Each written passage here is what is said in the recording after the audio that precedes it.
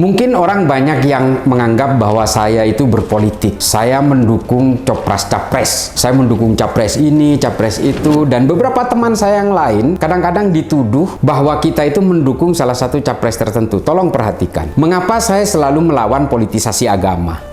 Ini selalu menjadi agenda saya ketika saya terjun ke tengah masyarakat. Karena saya punya keyakinan begini, bahwa politisasi agama inilah yang kemudian membuat berbagai sejarah agama itu tercabik-cabik. Islam, terutama Islam, karena saya mempelajari sejarah Islam. Sejarah Islam ini betul-betul penuh dengan berbagai konflik sesama orang Islam, berperang sesama orang Islam, saling bunuh sesama orang Islam, dan kemudian terlibat dalam peperangan-peperangan yang masif dengan sesama orang Islam. Karena apa? Karena politik dan warisan-warisan kepentingan politik yang kemudian berujung konflik itulah yang kemudian terbawa kepada kita hari ini. Makanya saya pribadi dan juga teman-teman yang lain yang bergerak pada tataran yang sama selalu menyerukan perlawanan terhadap politisasi agama. Di Kristen juga terjadi keterpecah belahan gara-gara politisasi agama.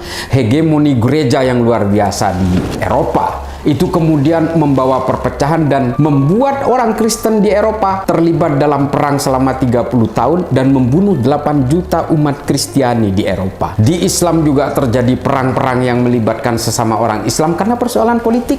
Sunni, Syiah bermusuhan 1400 tahun lebih dari sejak abad pertengahan sampai hari ini. Kenapa? Karena persoalan politik. Nah, ini yang harus kita perhatikan semua. Perang-perang sesama orang Islam juga terjadi, berbagai peperangan dan konflik terjadi juga di umat Hindu dan Buddha, dan berbagai kepercayaan lain. Ketika mereka itu terlibat dalam politik yang mengatasnamakan agama, mereka kemudian terlibat juga dalam kepentingan-kepentingan tentang wilayah, kepentingan-kepentingan tentang harga diri, dan kepentingan-kepentingan dalam persoalan hegemoni. Nah, ini yang harus kita perhatikan, bahwa keterpecah belahan umat manusia, terlebih lagi ketika berhubungan dengan persoalan politik dan agama berada di tengahnya sebagai tunggangan-tunggangan politik, maka manusia cenderung berpecah belah, baik dengan yang berbeda agama atau dengan yang seagama. Belum kita berbicara tentang perangnya orang Eropa dan orang Arab yang kemudian kita kenal dengan perang salib. Belum lagi peperangan-peperangan hanya untuk memperebutkan Yerusalem antara orang Kristen dengan orang Romawi, antara orang Yahudi dengan orang Kristen,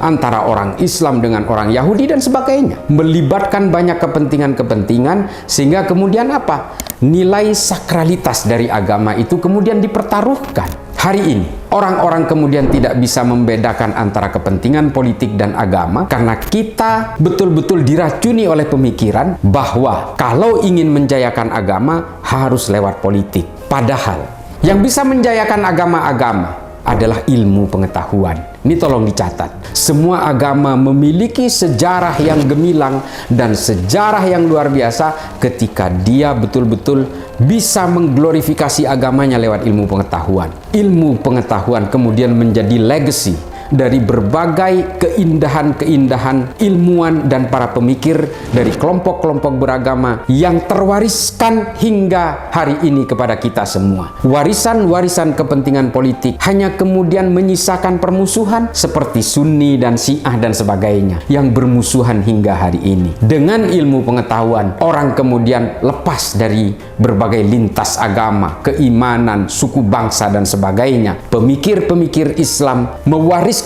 berbagai ilmu pengetahuan yang juga dipakai oleh orang Eropa, dipakai oleh orang Asia tanpa melihat latar belakangnya. Hari ini pun orang ateis juga menggunakan warisan-warisan ilmu pengetahuan dari kelompok-kelompok orang yang beragama. Pemikiran-pemikiran dari Ibnu Khaldun, pemikiran-pemikiran dari Ibnu Jabir Al-Hayyan, dan juga pemikiran-pemikiran dari Al-Kindi, Al-Biruni, Imam Ghazali, Rumi, Thomas Aquinas, Immanuel Kant, Jürgen Habermas. Semua pemikiran-pemikiran ini kemudian melebur menjadi satu kata kunci, bahwa dengan ilmu pengetahuan, agama kemudian bertumpu kepada kemanusiaan dan kedamaian. Adalah salah kalau kemudian kita menganggap bahwa menjayakan agama lewat jalur politik. Karena dengan politisasi agama, manusia akan mengenal batas antara hitam dan putih, antara mereka dan saya, antara kami dengan dia atau kami dengan mereka.